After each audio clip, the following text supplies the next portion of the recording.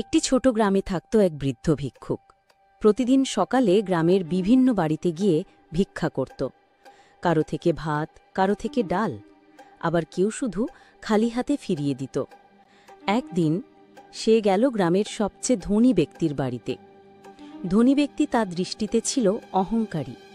ভিক্ষুক হাত বাড়িয়ে বলল, মা, এক মুঠো ভাত দেবেন? ধনী মহিলা কিছুক্ষণ ভিক্ষুকের দিকে তাকিয়ে রইলেন। তারপর ঘরের ভিতরে গেলেন, একটা থালায় এক মুঠো চাল নিয়ে এলেন। কিন্তু সেটা ভিক্ষুককে না দিয়ে বললেন, তুমি তো সারা জীবন চাওই, কখনো কিছু দাও না। আজ আমি তোমার কাছ থেকে এক মুঠো চাল চাই।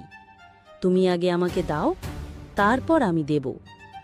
বৃদ্ধ হতভম্ব হয়ে গেল, কিন্তু কিছু না ভেবে সে নিজের ঝোলার মধ্যে হাত ঢুকিয়ে এক মুঠো চাল বের করে তাকে দিল।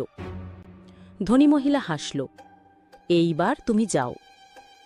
বৃদ্ধ মন খারাপ করে ফিরে গেল।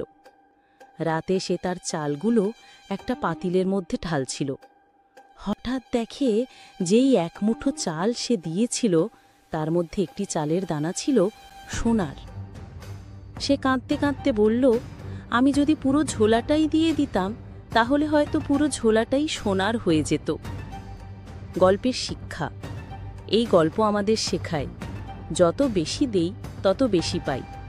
নিঃস্বার্থভাবে দেওয়া কখনো বৃথা যায় না। মানুষ যত বেশি দানে বিশ্বাস করে, জীবনের আসল সম্পদ তত তার কাছে ধরা দেয়। সেটা টাকা নয়, বরং সম্মান, ভালোবাসা ও শান্তি।